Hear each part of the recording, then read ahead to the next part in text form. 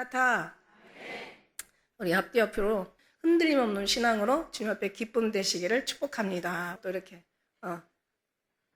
흔들림이 없는 신앙으로 주님 기쁨 되시기를 축복합니다.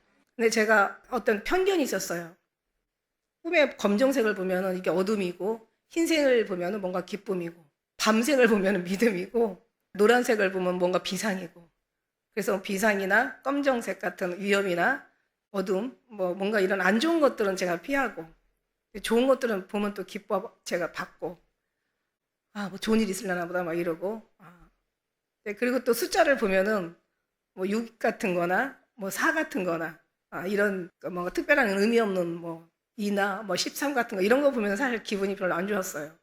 그러나 또 7이나 3은 성부, 성자, 성령의 삼위일체고 7 뭔가 가득 찬 수, 이게 유대인의 엄청난 그들의 행운의 수라고 얘기해요. 가득 찬 수, 충만한 수, 완벽한 그런 숫자. 7 이런 거 보면 좋고, 12 보면 좋고, 24 보면 이런 어떤 성경 14 보면 더 좋고 이런 거 14만 4천에 또 수를 또 생각하고 이런 거 저런 거 많이 생각했어요. 그러면 이제 좋은 거는 좋고 나쁜 거는 나쁘고, 이제 제 마음에서 이제 그런 이제 편견들이 있었죠. 또 꿈속에서도 또 좋은 일이 있으면 좋은 거고 나쁜 일이 있으면 또 경계해야 되는 거, 이런 게 다 있고, 그래서 제가 항상 좋은 것과 나쁜 것을 나름대로 혼자 가려가지고 좋을 때는 또 더 행복하게, 더 찬양으로, 또 안 좋은 거는 더 기도하면서 더 이제 조심스럽게 하고, 그렇긴 하긴 했는데 제 마음에서 그건 잘한 거예요. 어떤 안 좋은 게 보였을 때는 더 기도하라고 하는 거고, 좋은 게 보였을 때는 더 기뻐하고 찬양하며 감사를 하는 거고, 그러니까 다 이렇게 나름대로 좋았는데, 그런데 이제 그 뭐를 고쳐주시냐면 내 심령에서 좋고 나쁜 거를, 이거를 주님께서 고쳐주시더라고요. 그러니까 말하자면 지금 이런 말씀 하시는 거예요. 하나님이 우리에게 주시는 모든 것에 좋고 나쁜 게 어딨냐. 다 이것을 아까 말씀대로 감사함으로 받으면 벌 게 없다는 거죠. 어떤 때는 그 편견에 의해서 움직이다가 주님의 우리에게 뭔가를 베푸시려는, 주님에게 우리를 깨닫게 하시려는 하나님의 의도를 놓칠 때가 많다 이거죠. 결국은 뭐냐면, 그러니까 우리의 모든 나된 거, 내가 이것은 옳고 저것은 틀리고 이것은 맞고 이것은 아니다라는 어떤 그런 것들을 다 주님 앞에 모든 걸 다 내려놓는 거예요. 내 판단이 절대로 정확하지 않고 내 판단이 다 옳지 않다라는 것을 알게 되는 거죠. 하나님이 하시는 것이 다 옳고 하나님이 하시는 게 다, 나쁜 것도 주님께서 좋게 쓰면 다 좋은 거 되는 거고, 좋은 것도 나쁘게 쓰면은 다 나쁘게 되는 거예요. 그러니까 우리는 우리의 생각들은 다 접는데, 이 모든 내 생각을 접고 주님의 생각으로 이렇게 받아들이는데 엄청난 많은 시간들이 걸리고 엄청난 시행착오가 일어나고 엄청난 거기에서 많은 주님의 주시려고 하는 것들을 잊고 우리가 잃어버리고 놓치고 사는 경우가 많더라 이거예요. 여기까지 얘기하면 여러분이 조금은 무슨 말인가라고 오해할 수 있어요. 어떻게 받아들여야지. 근데 저 한마디로 얘기하면은 다 주님 앞에 모든 범사는 다 하나님이 운행하시고 하나님이 역사하시고, 풀 한 포기의 어떤 방향도, 그 난 자리도, 풀 한 포기에 죽고 사는 것도 다 하나님이 다스린다. 그러니까 우리는 그냥 하나님 앞에 너무 편하면 된다. 다만 한 가지만 잘하면 된다. 그냥 항상 늘 주님을 의식하고 늘 주님을 의도적으로라도, 그죠? 의도적이라도 우리가 늘 생각하고 늘 주님을 바라보고, 늘 우리가 또 말씀도 있으니까 늘 말씀을 묵상하고 말씀을 상고하면서, 주님의 어떤 그런 주님의 말씀이잖아요, 그죠? 그래서 그 말씀 속에서 주님을 늘 기억하는 그런, 예수를 깊이 생각하라. 그래서 우리의 범사에 늘 주님을 그렇게 생각하면서 간다면 잃어버릴 게 없다는 거죠. 왜냐하면 이런 어떤 은사나 이런 환상이나 또 이런 음성이나 어떤 그런 이상 같은 그 하나님 모든 표적과 기적 같은 역사도 결국 오늘 말씀에 11절의 말씀에 보면은 신령한 은사를 너에게 나눠주고 그 다음에 너희를 경고케 하려 한다 이거죠. 그러니까 신령한 은사를 나눠주는 거는 우리를 경고케 하는 게 목적이지, 신령한 은사가 목적이 돼서 그 어떤 신비주의나 그런 데 빠지지 말라는 거야. 신비주의나 여러 가지 은사주의에 빠지지 말라는 거야. 할렐루야. 그러니까 하나님 우리를 경고케 하신다. 그러니까 다시 말하면 은사가 없어도 하나님의 믿음으로, 오직 의인은 믿음으로만 말미암아 살리라 말씀하신 17절 말씀처럼, 그런 어떤 은사가 없어도, 어떤 그 신비한 일들이 우리에서 일어나지 않아도, 환상이나 꿈이나 이상이 보이지 않아도, 그런 게 다 하나도 경험이 없어도, 그래도 우리는 주님의 말씀드린 것처럼 정말 주님만을 깊이 생각하면서 그 말씀에 우리가 상고하면서 그 은혜에 우리가 깊이 거기서 주님을 경험하면서 주님을 느끼면서 그러면서 우리가 그 삶 속에서 간다면 우리는 더 빨리 주님의 어떤 만남과 주님과 어떤 교제가 주님과의 관계거든요. 신앙은 사실 관계예요. 하나님과의 관계가 더 늦춰지지 않고 여러분을 경고케 하는데 굉장한 그런 유익한 말씀이 될 것이다. 그러니까 말하자면 은사를 주셔서 그런데 사실 우리는 지금 큰 은사가 지금 필요치 않아요. 진짜 은사는 초신자들한테 안 믿는 사람한테 저 아직 그렇게 전도가 깊이 되지 않은 저 오지나 사람들이 찾지 않는 저런 어떤 무지한 그런 곳에 은사가 사실 필요하지. 사실은 너무 은사만 쫓다 보면은 가버나움의 어떤 그런 도시가 되는 거예요. 가버나움은 엄청 하나님께서 은사를 많이 아니 예수님이 사신 곳이니까 얼마나 이적과 기적과 표적들을 많이 행하신 곳이겠어요. 그러나 그것이 너무 많다 보니까 그것만 바라보다 보니까 나중에는요 이 사람들이 마음이 그냥 거기에다가 치중하다 보니까 진짜 은사를 주시고 만나를 내려주시고 생명수를 주시는 것은 예수 그리스도를 기억하라고 주는 건데 주님을 보고도 주님을 알아보지 못한 거죠. 주님이 옆에 있으면서도 주님의 소리를 들으면서도 주님이 정말 우리의 만유의 주이시고 그 절대자시고 구원해 주신 거를 몰라봤던 거예요. 그러니까 은사는 주님을 알기 위한 건데 굳이 은사가 없더라도 우리가 주님을 아는 말씀으로 들어가서 그러니까 이게 너무 신령과 진정으로 너무 우리가 어떤 이 신령과 진정한 거는 진짜 예수 그리스도의 신령과 진정이 아니라 뭔가 신비하고 막 이런 어떤 그런 은사적인 어떤 그런 주의가 되다 보면은 거기에 완전히 사람은 참 이게 참 어떻게 보면 참 멋진 거고 놀라운 거거든요. 은사는 이런 기적과 이적이 일어나는 것은 진짜 멋진 거거든요. 그런데 이제 거기에 빠져버리면은 이제 진짜이신 예수 그리스도가 안 보이는 거죠. 가버나움이 그랬다니까. 그래서 예수님이 한탄하시잖아요. 가버나움아, 네 하늘까지 높여지겠느냐? 음부까지 낮아지리라. 내가 너희에게 전한 것들을 저 어디요? 두루와 시도네다 전했더라면 벌써 그들은 베옷입고 죄에 앉아 회개했을 텐데 예수님께서 사신 가버나움이 결국 하나님 앞에 소돔과 고모라보다 더 견디기 어려운 그런 이제 재앙을 만나야 된다는 우리가 그런 상황을 보면서 정말 우리도 어떤 주의에 빠지면 안 되겠구나. 그런 마음을 믿음을 우리의 신앙을 한 번 바라보게 되는 거죠. 그래서 오늘 말씀에 견고한 신앙을 하나님께서 우리 주시기 위한 것에 어떤 그런 신령한 은사가 필요한 거지 은사를 위한 은사는 아니다. 은사는 다시 얘기하지만 예수님의 사랑이 흔들림이 없는 그런 믿음 안에 들기 위한 거다. 결국 이제 우리가 8절 말씀부터 이제 한번 이제 지나고 나가면은요. 보면 이제 예수 그리스도로 말미암아 이 모든 사람을 인하여 내 하나님께 감사다. 그러니까 하나님께 감사하는 거. 하나님이 왜 우리 계시록에 보면 그러잖아요. 예수 그리스도의 계시라. 그러면서 말씀하시면서 하나님이 반드시 속히 될 일을 누구에게? 반드시 속히 될 일을 종들에게 보이시려고 천사를 지시해서 사도 요한, 그러니까 요한에게 보이셨다고 이렇게 알리셨다고 말씀하신 거예요. 그러니까 하나님이 예수님께, 예수님이 천사가 이제 어떤 선지자, 또 종, 또 제자들 통해서 또 나중에는 이 종들은 또 이런 성도들에게 알리기 위한 것이 하나님의 뜻이거든요. 근데 그런 어떤 우리가 뜻을 받아서 그 모든 것이 다 어느 한 부분도 놓치면 안 되는 거예요. 다 이 모든 것이 합력하여 하나님의 선을 이루는 거죠. 예, 이 모든 것이 다 합력하여 선을 이루는데 보면 이제 원하는 게 뭐냐면 경고한 이유가 뭐야? 경고해져야 하는 이유가 뭐야? 내가 영혼 구원을 받는 거 첫째 중요한 거고 두 번째는 경고한 신앙으로 이 하나님께서 이 부르신 이유가 복음을 전하기 위해서 복음을 위하여 부르셨다고 그랬어요. 그러니까 우리 안에서 끝나는 게 아니라 이 복음을 전하는 것이 하나님의 뜻인 거죠. 그러니까 이 복음을 전하는 거는 내가 채워지지 않으면 누굴 전할 수가 없는 거야. 내가 경험하거나 내가 기뻐하거나 내가 감사하거나 내 마음에서 여기서 감동하지 않으면 누구도 이 복음을 전할 수가 없는 거야. 의무로 전하거나 누가 전화를 해서 전하는 거는 상대방을 그렇게 뜨겁게 뭔가 변화시키지 못해요. 근데 내가 그 열정과 그 사랑과 그 은혜에 완전히 녹아져가지고 그래서 내가 전한다면은 듣는 사람도 굉장히 이 귀로 듣는 게 아니라 머리로 듣는 게 아니라 가슴으로 듣는다고 했어요. 마음으로 들어지면은 뭔가 이 마음이 만져져야 돼요. 제가 그런 예로 그랬잖아요.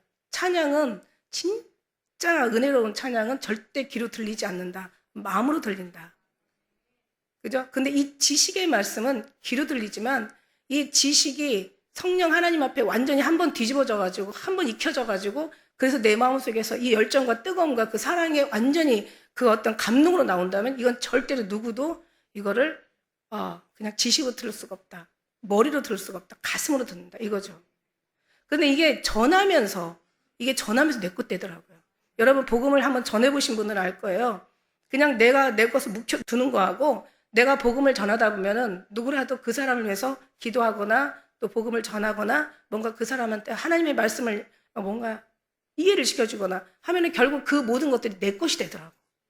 그러니까 누구를 위해서 전하는 것보다도 나를 위해서 전하는 거고, 가르치는 것도 마찬가지야. 가르치는 것도 처음에는 부족했지만 그러나 계속 가르치다 보면은 그 가르침이 내 거가 되더라고요.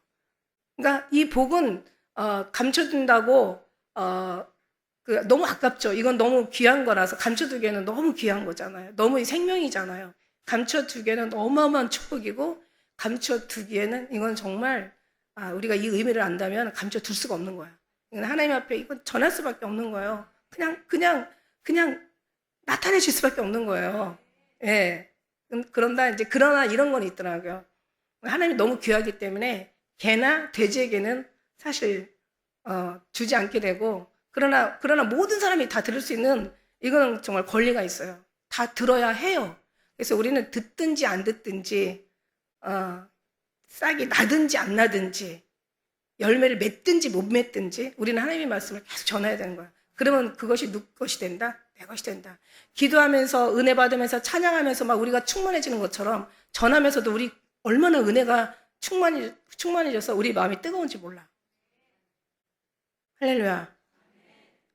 그래서 뭐든지 내 은혜가 되고 내 사랑이 되고 나한테 믿음에 도움이 되고 내가 뭔가 채워지고 내가 신앙생활에 기쁨이 되고 즐거움이 되는 건 뭐든지 다 해야 돼. 예. 가르지 말고 다 해야 돼. 찬양도 막 하고 기도도 하고 말씀도 보고 전도도 하고 뭐 그냥 즐거 뛰고 기뻐 뛰고 춤추며 더 주님 앞에 영광도 돌리면서 무엇보다도 내게 이게 다 나를 살리는 거거든. 내가 더 충만해지는 거고 내가 더 기름 부어지는 거고 주님의 사랑을 더 내 것으로 만드는 거고 주님의 은혜가 나한테 행복하게 하는 그런 은혜는 여러분 뭐든지 해야 돼. 정말 열심히 해야 돼. 최선을 다해야 돼. 할렐루야. 그거예요. 그래서 경고케 하기 위한 것이 하나님의 뜻이었기 때문에 야 네가 경고케 하려니까 내가 은사를 주는 거야. 은사 안에는 별게 다 들어가 있어요. 은사라는 거는 어느 한 부분만 있는 게 아니야. 다 정말 노래든 어떤 무슨 자기 어떤 그런 재주가 다 들어가 있는 거야. 자기의 기술이든 뭐든 아무튼 지혜든 뭐든 다 들어가 있는 거야. 여기는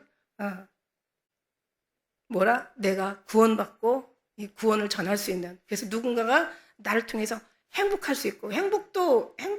이게 행복 바이러스. 내가 행복도 전하면 저 사람도 행복해지는 거잖아. 나쁜 전염병만 전해서 저 사람한테 전달되는 게 아니라 내가 행복 지수가 높으면 이 행복 지수가 전달될 때 이건 어떤 인간적인 것이 아니라 인간적인 행복은 계속 말하면 상대방이 부담돼. 아유, 이제 나는 안 행복한데 좀 그만 좀 하지. 이런 생각이 있을까요, 없을까요? 여러분, 내가 이런 인간적인 행복, 내가 어떤 물리적인, 물질적인, 내가 어떤 세상적인 행복을 내가 취해가지고, 나 너무 행복해. 그러면서 상대방한테 눈치 없이 계속 전해봐요. 예? 우는 자들과 같이 울 수는 있어도, 웃는 자들과 계속 같이 웃을 수는 없어. 인간은 구조가 그렇게 남의 그 축복을 그렇게 축복하는 그런 구조가 아니에요. 그런데 내가 하나님의 기쁨으로 이거는 가능해요. 하나님의 기쁨 충만하고 이 은혜가 내가 넘쳐서 막 전하잖아요. 그러면요, 이거는 내가 주는 게 아니라 성령 하나님이 거기다가 바람을 불어서 그 사람을 넣어주기 때문에 이건 행복한 거예요.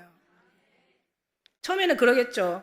아니, 별것도 아니면서 나보다도 못하면서 나보다도 형편없으면서 뭐 저렇게 행복한 거야. 처음에는 이제 받는 사람이 뭐 조롱할 수도 있고 뭐 이해 못할 수도 있고 뭔가 거기에 대해서 궁금해할 수도 있고 뭐 여러 가지 이런저런 반응은 나타나겠지만, 진짜 중요한 거는 내가 계속 이제 이렇게 어떤 기쁨과 내가 믿음을 가지고 우리가 무엇을 하든 누구의 이름으로? 예수 그리스도 이름으로, 예수 그리스도로 말미암아 예수 그리스도 안에서 예수 그리스도의 모든 주님의 모든 이제 이름으로 우리가 전할 때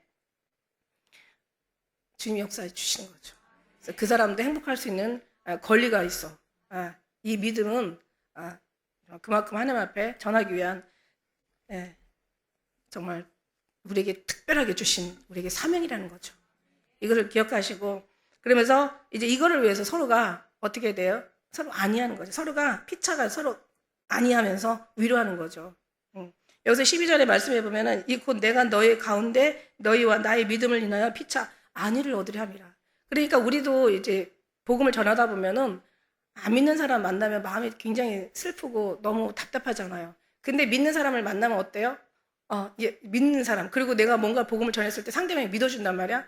엄청 행복하잖아요. 너무 기쁘잖아요. 그걸 통해서 또 사도 바울 안위를 받고, 그 사람은 또 그대로 복음을 받아들이면서 그 사람이 또 은혜를 받고, 또 이것이 계속 전파되면서 이제 많은 온 땅의 모든 사람들이 다 기쁨으로 즐거움으로 하나님 앞에 아름다운 영광을 올려드려야 되는 거죠. 하늘나라에 가면은 거긴 안 믿는 사람이 없을 거란 말이지. 다 믿는 사람일 거야. 근데 지옥에 가면은 다 안 믿는 사람이었을 거잖아요. 그리고 믿었다가 나중에 안 믿거나 뭔가 이제 그런 하여튼 거기는 예수 그리스도의 거룩하신 이름이 적용되지 않는 곳이잖아. 그런데 이 세상은 믿음과 안 믿는 사람과 같이 섞여 살고 있는 거야 지금. 그러니까 믿음의 사람들이 계속 늘어날 수 있는, 계속 믿음의 사람들이 계속 더욱더 충만해질 수 있는 그런, 우리로부터 이 부흥이 시작되고, 우리로부터 하나님 나라가 회복되고, 우리로부터 천국이 그 임함이 모든 사람에게 골고루 그 사랑을 우리가 받아 누릴 수 있는, 우리는 그 사명을 감당해야 될 의무가 있다는 거죠. 오늘 말씀의 제목이 빚진 자의 삶이거든요. 우리는 그 삶을 살아야 돼요. 사도 바울이 왜 이게 빚진 자라고 뒤에 얘기하잖아요. 이 사도 바울이 자기가 너무 많은 빚을 졌죠. 우리가 알다시피 그는 율법의 아주 대가였잖아요. 율법에 흠이 없는 자, 율법의 의로 말하면 흠이 없는 자라고 얘기했잖아요. 율법으로는 바리새인이요, 내가 율법의 의로 말미암아 흠이 없는 자라. 그러니까 아주 율법에 완벽한 사람이었어요. 근데 그 율법의 완벽함 때문에 자기가 이게 맞다고, 이게 다라고, 이게 최고라고, 이게 정말 전부라고 생각한 그 사도 바울이 나중에 예수님을 만나니까 눈에 눈꺼풀이 벗겨지면서 자기가 맞다고, 옳다고, 이게 전부라고, 이게 다라고 한 그 복음의 그 모든 것들이 다 자기 마음이 무너지면서 그렇지 않다라는 걸 깨닫고 이 마음이 무너지면서 너무 고통스러웠던 거죠. 그래서 그걸 인해서 얼마나 많은 사람들을 죽였나 몰라, 사도 바울이. 그죠? 죽이는데 어떤 그런 항상 잡아다 주고, 많은 사람들을 고문을 하고, 그 다음에 믿지 않게 하고, 그 다음에 그 사람들이 죽임하는데 하나의 어떤 그런 증인이 되고, 이런 것들을 자기가 경험하고 나서는 너무 고통스러워서 사도 바울은 이제 주님의 은혜, 죽을 수밖에 없는, 누구보다도 정말 먼저 죽어야 되는 게 본인인데 여기서 구원을 받고 나니까 자기는 이제는 누구를 위해 살아요? 지금까지 너무너무 잘못된 그 삶을 회개하는 마음으로, 그리고 이제 하나님께서 주신 그 사명을 이제 자기 목숨을 다하는 빚진 삶으로 사는 거죠. 그러면 사실 사도 바울만 빚진 자냐? 아니죠. 우리도 죽을 수밖에 없는 우리를 하나님께서 우리를 살려주셨으니까, 우리를 구원해 주셨으니까, 사망에서 생명으로 옮겨주셨으니까, 이 땅에서 정말 저 하늘의 백성 되게 하셨으니까, 죄의 종에서 하나님의 자녀로 삼아주셨으니까 우리가 빚진 자라는 거죠. 그럼 우리는 어때요? 우리만 구원받고 끝나는 게 아니라 이 모든 것들을 다 전해야 된다는 거죠. 이게 우리의 살아있는 동안의 삶이에요. 이게 하나님이 우리에게 말씀하신 지상 명령이에요. 가서 전하라. 마태복음 말씀의 마지막 28장의 마지막 예수 그리스도의 유언이신 거죠. 가서 모든 족속으로 제자를 삼아 아버지와 아들과 성령의 이름으로 세례를 주고 내가 너에게 분부한 모든 것을 다 가르쳐 지켜 행하게 하라. 내가 세상 끝날까지 너희와 함께 있을 것이다. 이게 이제 지상 명령, 주님의 유언이라는 거죠. 그러니까 우리는 이거 해도 되고 안 해도 되는 게 아니라 우리는 해야 돼요. 어떻게? 목숨 바쳐 해야 돼요. 정성을 다해서 해야 돼요. 그래서 이렇게 우리를 서로가 피차 아니하면서 힘들거든요. 혼자서 할 수 없어요. 그래서 이게 주님 말씀에 하나님을 사랑하는 자, 그 뜻대로 부르심을 입은 자들은 모든 것이 합력하여 선을 이룬다고. 하나님 다 같이 동역하고 해야지 이 공동체가, 교회가 그런 우리가 공동체가 돼야 더욱더 큰 일도, 중요한 일도, 맡겨진 일도 다 우리가 할 수 있는 줄 믿습니다. 그래서 이제 오늘 말씀에 13절의 말씀에 보니까 형제들아 내가 여러 번 너에게 가고자 한 것을 너희가 모르기를 원치 아니하노니 이는 너희 중에서도 다른 이방인 중에서와 같이 열매를 맺게 하려 함이로되 지금까지 길이 막혔도다. 그러니까 열매를 맺기 위해 하신 것이 하나님의 의도라고 지금 말씀드렸어요. 하나님의 말씀이고 하나님의 뜻이라고. 열매를 맺기, 복음의 열매를 맺기 위한 것이. 근데 이제 지금 사도 바울은 이 일을 위해서 지금 일하는 거예요. 하나님의 복음을 위해서 일하는 거죠. 1장 1절에도 하나님께서 부르시는 목적은 하나님의 복음을 위하여 부르셨다고 하신 게 1장 1절. 이게 해답이에요, 이게. 예, 이 복음을 전하기 위한 이제 사도 바울의 그 사명을 받고 이제는 전하러 가야 되는데 이 길이 막힌 거야. 이상하게 얼마나 가려고 애를 썼겠어요. 마음이 불탔겠죠. 누군가에게 막 전하려고 하면은 내 마음이 불타서 더 이상 견딜 수가 없는 거야. 누구 어떤 사람을 지정해서 막 기도를 하는데 거기 막 가고 싶어서 이 생명의 복음을 전하려고 하는 데는 정말 너무 빨리 가고 싶은 어떤 열정이 가득한 거죠. 근데 가려고 하는데도 이게 길이 막힌 거야. 우리가 뭔가를 하려고 해도 길이 막힐 수 있다. 예. 우리가 좋은 일을 하려고 해도 길이 막힐 수 있다. 어떻게 보면 이게 하나님 때에 하나님을 영광 위해 하나님이 하시는 것처럼, 그죠? 하나님께서. 근데 너무 또 감사한 게 뭐냐면요. 길이 막혀서 사도 바울이 로마를 가지 못한 거예요. 이 로마는요, 지금 로마에 있는, 이때는 로마의 복음이 다 전파된 게 아니라 이제 전파되기 시작하는 거죠. 로마가 왜 어떻게, 로마에는 유대인들보다는 로마 이방인들이 많았다고 해요.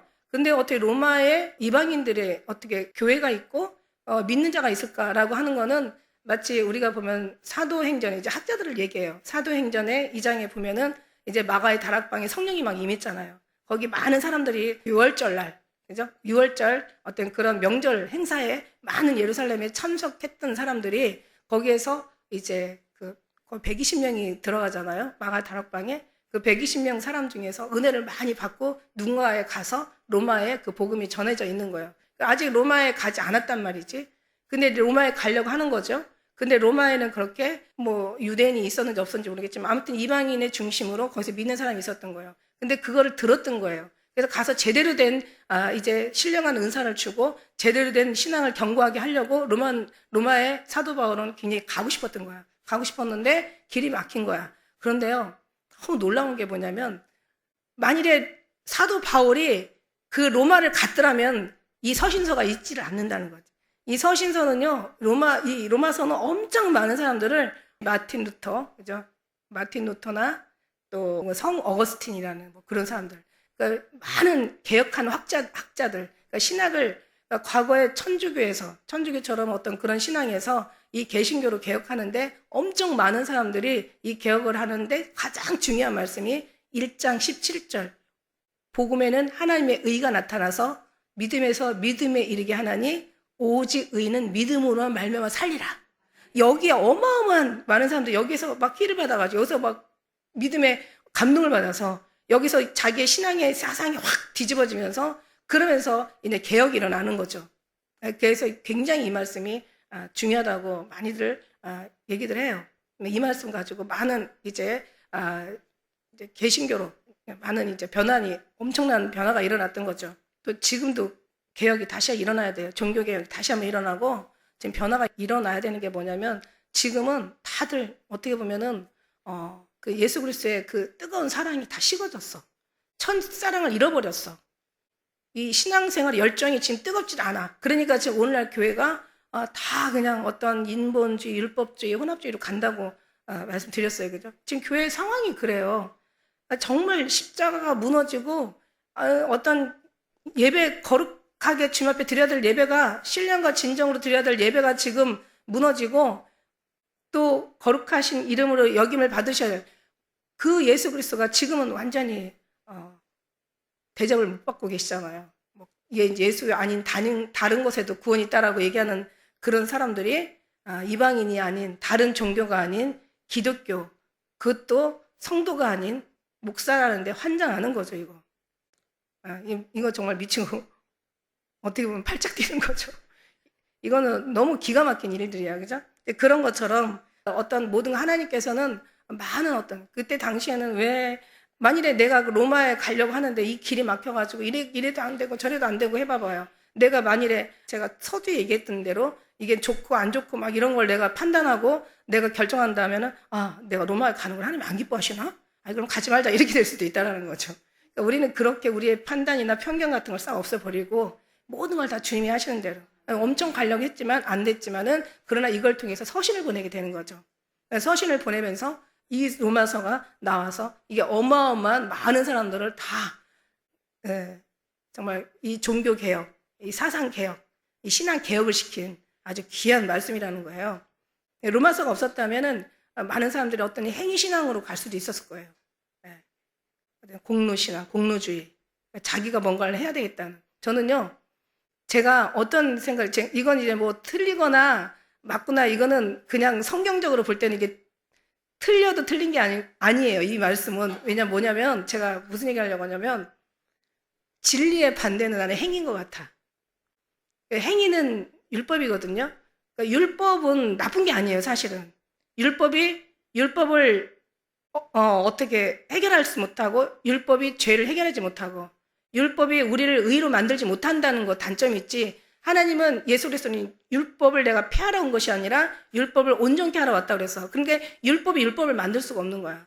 그런데 이게 구약의 율법이 아니라 우리 인간의 율법, 그죠? 그러니까 무슨 얘기냐면 진리의 반대말은 행위고, 다시 말하면 인간의 율법, 인간의 행위를 얘기하는 거예요. 그 다음에 은혜의 반대말도 나는 행위라고 하고 싶어. 그냥 이거는 성경에 나오는 그런 성경에 예수님이 말씀하시는 그 율법이 아니라 인간의 율법, 행위, 율법, 그러니까 인간의 율법. 그리고 믿음도, 믿음의 반대말도 행위야. 나름 인간의 율법. 무슨 얘기인지 알죠? 그러니까 인간이 하려고 하는 것 자체가 다 믿음의 반대고 은혜의 반대고 진리의 반대다.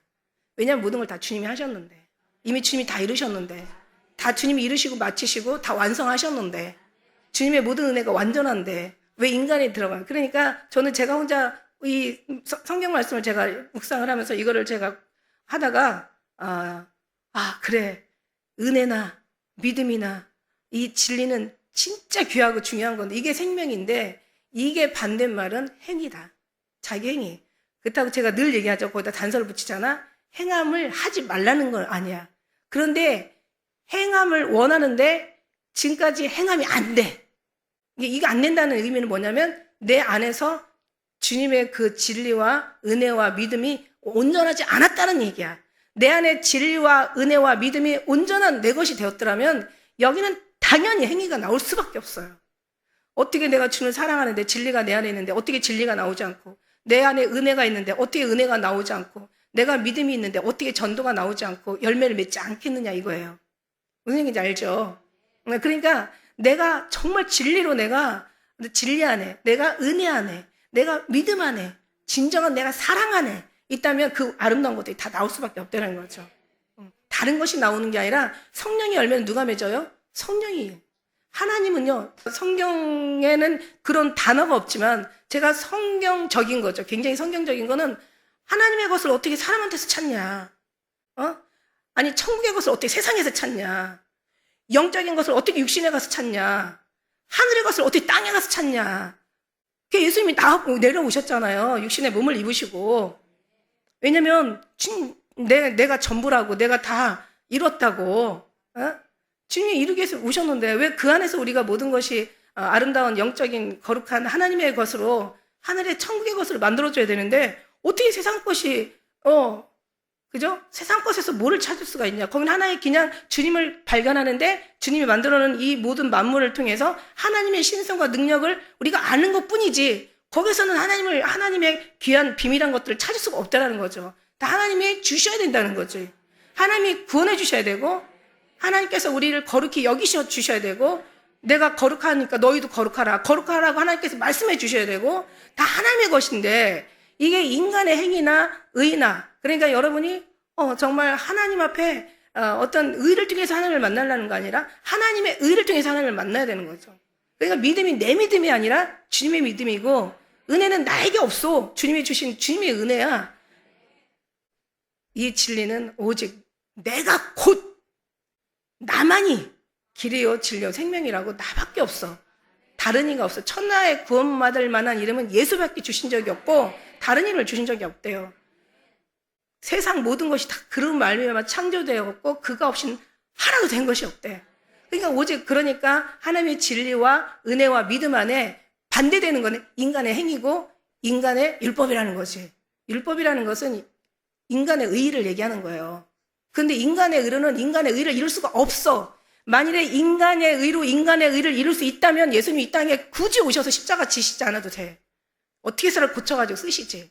그래서 제가 다시 얘기하지만 고칠 문제도 아니고 새롭게 우리가 뭔가 새 사람이 돼야 될 문제도 아니고 우리가 뭔가 없애야 될 문제, 우리가 뭔가를 제거해야 될, 우리가 뭔가 없애고 고쳐야 될 문제가 아니야. 이건 뭐라고 그랬어? 이거는 죽어야 될 문제라. 그래서 예수님께서 우리에서 죽어주신 거야. 그러니까 우리는 주님 앞에 우리도 빚진 자예요. 그러니까 주님의 뜻대로 우리가 살아야 되는 거죠. 그래서 이거를 전하려고 막 가고자 애를 썼는데도 길이 막혔지만 그러나 그 길 막힌 게 어떻게 보면 우리로서는 너무 다행이야. 이 길이 열려가지고 로마서를 못 쓰셨다면 얼마나 우리는 지금 신앙 가운데 아니 이 신약이 27권이잖아. 그러니까 히브리서 저자만 미상이지 뭐 그걸 또 사도 바울이었다고도 해요. 그러면 27권 중에 이제 반을 이게 서신서 반을 사도 바울이 썼잖아요. 근데 이게 전부 믿음으로. 제가 믿음으로라는 것을 신약에서 믿음이라는 단어가 몇 마디가 나오나 했더니 230번, 33번이 나오더라고요. 더 나올 수도 있어요. 한 절에 믿음이 있으면 하나만 이렇게 기록을 했으니까 더 많이 나올 수도 있어. 그런데 로마서에서 믿음이라는 단어가 몇 번이 나오나 했더니 제가 세보니까 40번이 나오더라고.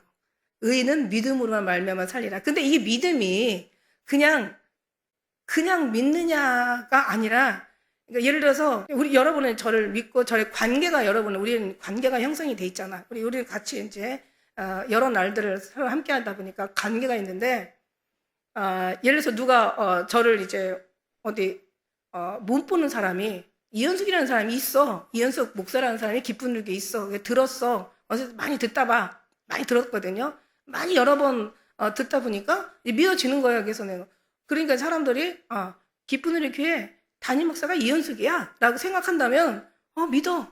많이 들었으니까 많이 들었고 믿어. 그런데 사실상은 이제 그냥 생각으로 믿을 뿐이지 솔직히 와서 관계는 없잖아요. 그러니까 이 믿음이라는 얘기가 무슨 뜻이냐면 믿음이라는 거는 그냥 막연하게 믿는 그 믿음이 아니라 어떤 분별 없이 어떤 경험과 체험 없이 그런 뭔가 확신 없이 믿는 게 아니라 그냥 믿어지는 게 아니라 들어서 그냥 믿고 그냥 누가 얘기해줘서 믿는 그런 믿음이 아니라 이 믿음에는 관계가 형성이 돼야 된다는 거예요. 관계가. 그래서 관계의 믿음, 경험과 체험의 믿음이에요. 그냥 믿음이 아니에요. 누구든지 주의 이름을 부른 자는 구원을 얻는다고 얘기했잖아요. 누구든지 주의 이름을 부른 자는 구원을 얻는다고 했는데 그 부른다는 것 자체가 뭐라고 얘기했어요? 그냥 예수님을 부른다고 해서 구원이 아니라고 했잖아요. 힘써 부르다, 애써 부르다, 목 놓아 부르다, 간절하게 부르다. 여기 이런 부름이 이제 누구든지 주의 이름을 부른 자는 구원을 얻는다는 그 구원이 그런 간단한 구원이 아니에요. 그러니까 우리는 주님하고 관계라고 그랬잖아요. 이 신앙은 관계고, 관계 속에서 나오는 믿음이고, 경험이고, 체험. 이 믿음을 얘기하는 거예요. 여러분, 이런 경험과 체험과 이런 믿음이 여러분에게 있는 줄로 믿습니다. 절대로 또 있게 되죠. 있어야 되고요. 그러면서 이제 14절에 헬라인이나 야만인이나 지혜 있는 자나 어리석은 자. 그러니까 어떻게 보면 헬라인이 여기 지혜자고 이 야만인이 어리석은 자라고 같은 얘기를 반복해서 한 거예요. 헬라인은 지혜자고 이 야만인은 어리석은 자다. 이제 무슨 얘기냐면 그러면 헬라인하고 이제 야만인은 이방인 믿지 않는 사람들, 우상 섬기는 사람들을 얘기하는 거고요. 그 다음에 헬라인들은 이때 당시에 그때는 이제 헬라 문명, 그러니까 그리스 문명. 그때 당시가 어느 때냐면은 요 헬라의 이 문명에 있는 여기는 굉장히 학문적이고 굉장히 철학적인 그때 엄청 많은 사람들의 그 철학, 예를 들어 뭐 플라톤이나 소크라테스나 뭐 아리스텔레스나 뭐 그런 모든 그런 엄청난 철학가들이 엄청 많이 이제 포진되어 있던 그런 시대라고 그래요. 그러니까 말하자면 신학보다는 철학이 야만인들한테는 이런 진리보다는 뭔가 어떤 더 자기들에게 필요한 것들이 이런 것들이 이제 많은 어떤 그런 사람들에게 자기는 빚진 자라고 이렇게 얘기해요. 그러니까 아직 예수님을 받아들이지 못한 사람들, 지식 있는 자나 어리석은 자나 그러니까 잘 배운 사람이나 못 배운 사람이나 뭐 부자나 가난한 사람이나 모든 어른부터 어린아이 이르기까지 모든 사람이 대상이죠. 모든 자에게 나는 빚진 자라. 그러니까 누구는 구원을 받고 누구는 구원을 받을 자격이 있고 누구는 구원을 받을 자격이 없고 그런 게 아니잖아요. 모든 사람에게 유대인이나 헬라인이나 이방인이나 야만인이나 모두가 다 이제 신앙의 그 전도의 대상인 거죠. 자, 15절 한번 같이 읽어볼까요? 15절 시작.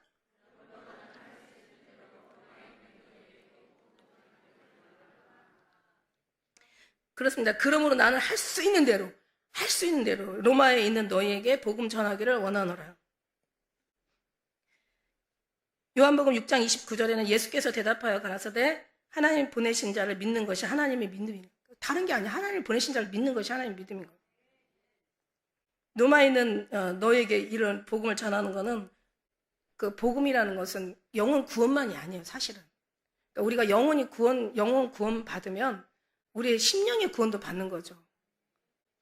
삶의 구원도 받는 거고 어떤 생활의 구원도 받는 거예요. 그러니까 이 구원이라는 구원은 물론 우리가 사망에서 생명으로 옮겨진 이 땅 우리가 육신에서 죽어서 천국으로 다시 살아나는 어떤 그런 핵심적인 본질적인 그 의미도 있지만은 그러나 이 구원이라는 것은 내 심령이 변화되잖아요.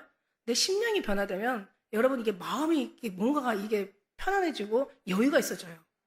마음이 부드러워지고 이 구원에 대한 어마어마한 확신과 아까 경고하게 된다는 이 구원에 대한 어마어마한 이 기쁨과 이 구원에 대한 이게 의심이 없는 거죠. 그죠? 엄청난 여기서 천국을 우리가 누리고 산다면 이거는요, 우리는 어차피 이따가 간다는 이 전제하에서 인생이 70여, 강건하면 80여, 여기서 100세 산대요. 요즘 하도 좋은 대체 의학들이 너무 많다 보니까 우리는 지금 120세를 산대. 근데 지금 요즘 젊은 애들 있잖아. 아이들, 태어난 아이들, 이제, 초등학교, 중학교, 걔네들은 140세를 산대요. 근데 보니까 그러게 살겠어. 왜냐면 정말 뭐 기가 막힌 대체 의학들이 어마어마하게 나와요. 사람을 완전히 이 모든 세포를 다 개조시키고 사람을 다 변화시키고 사람을 아주 새롭게 해주는 거야. 그러니까 그런 어떤 여러 가지 많은 것들이 있거든요. 그런데 이 심령이 완전히 천국을 누리고 여기서 기쁨을 누리고 죽음도 이기고 여러 가지 문제도 이기고 어떤 삶이 어차피 인생은 가니까 그냥 이게 잠깐인 거야. 내 소망은 다 하늘에 있어. 하늘의 천국의 기쁨이 내 심령 가운데 임하잖아요. 그러면 나는 엄청난 여유 있는 사람이 되는 거예요. 심지어는 천국을 너무 사모하다 보면 죽음조차도 우리는 아무것도 아닌 것 되는 거예요. 근데 죽음도 아무것도 아니고 사실 사는 것도 별거 아니지만 중요한 거는 아프지 말아야 돼. 이 아픔 앞에서는 다 사람이 무너져.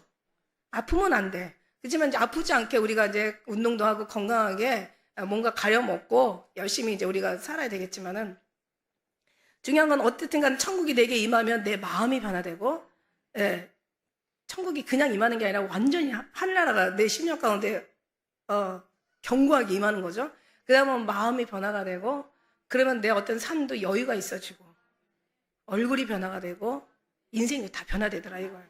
그러니까 이 구원은 모든 것을 다 변화시키고 완전히 우리를 새롭게 하고 이 새롭게 한다는 것은 완전 이 하늘의 새롭게를 얘기하는 거예요.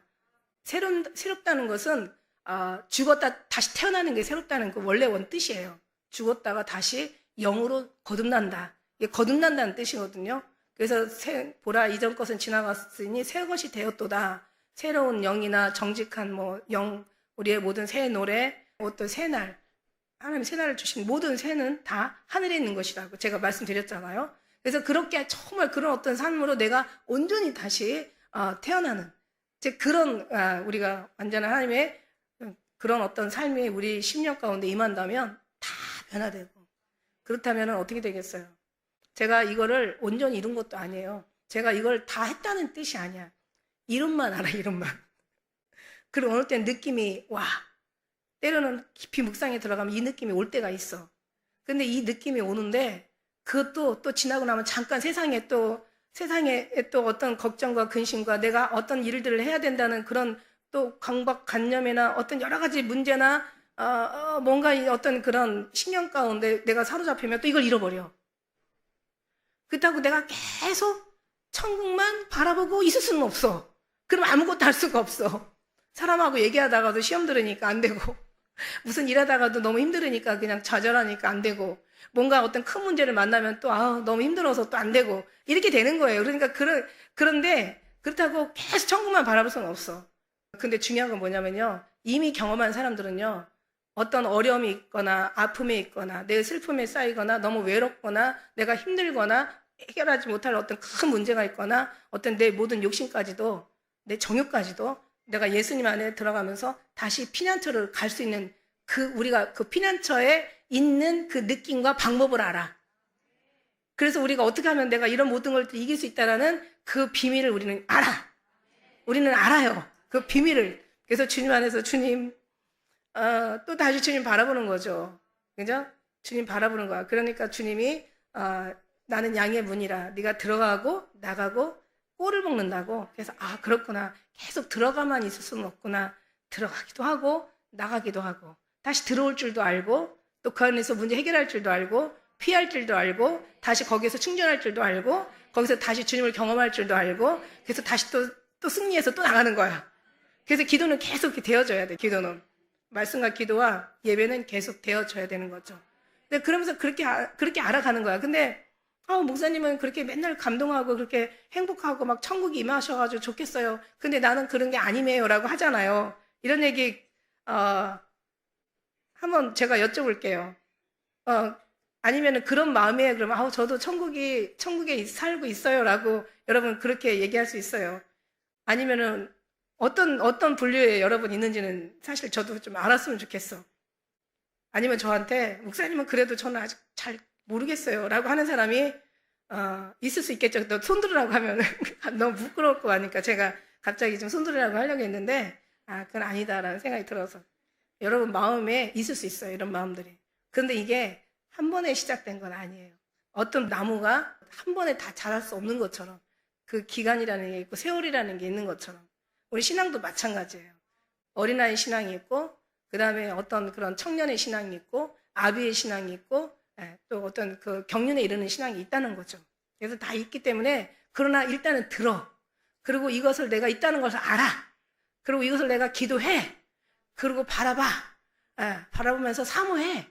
사모하면서 뭔가 여기다가 계속 뿌리를 내려고 우리가 더 주님 앞에 의탁하는 거죠. 그러다 보면 여러분이 조금씩 시작은 미약하지만 나중은 창대하게 되죠. 시작은 미약하지만 나중은 창대하게 되고 점점 더 빛나 완만하여 광명한 곳으로 이른다. 여러분 이걸 떠나서는 이건 신앙이 아니다. 이 신앙 예수 그리스도 안에 들어와서 주님으로 만족하지 않는 그 신앙 외에는 다 아까 얘기한 대로 은사주의고 신비주의고 기복주의고 율법주의고 공로주의고 자유주의고 자기들의 자기 복음주의야.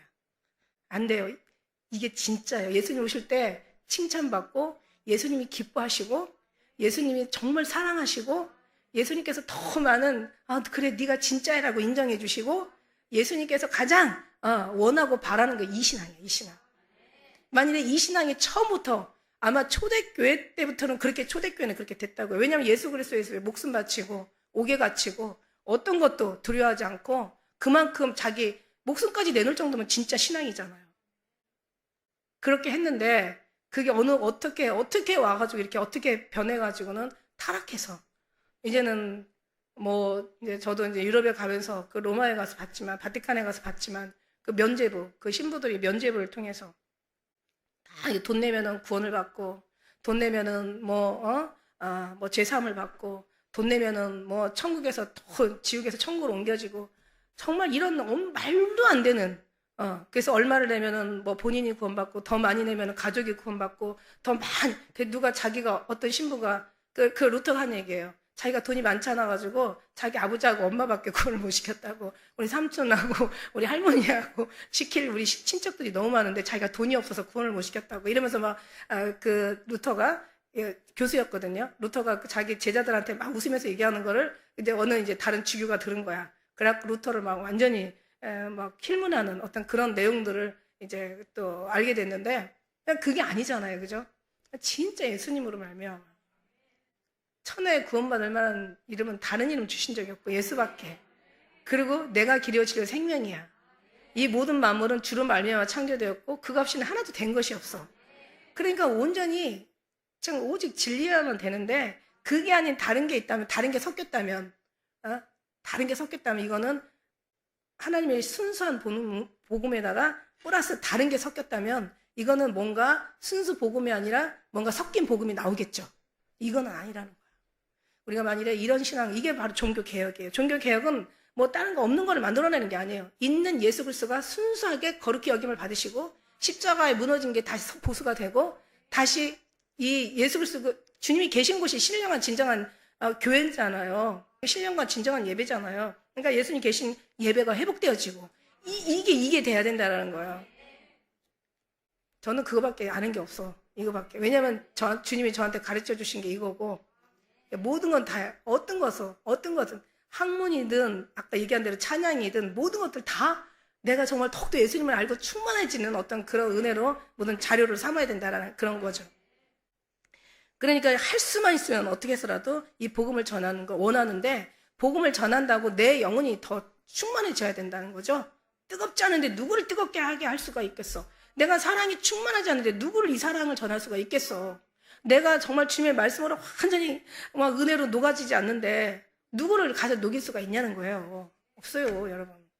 16절에 말씀해 보니까 내가 복음을 부끄러워하지 않아. 이거는 부끄러워할 일이 아니라 영광이, 진짜 가문의 영광이고 영광이 이르는 문제인 거예요. 근데 이 복음은 모든 믿는 자에게 구원을 주시는 하나님의 능력이야. 모든 믿는 자에게. 그리고 첫째는 유대인에게요, 헬라인에게요, 뭐 로마인에게요, 뭐 야만인에게요, 다 모든 자에게, 듣는 모든 자에게, 함께 읽도록 하겠습니다. 17절 시작. 복음에는 하나님의 의가 나타나서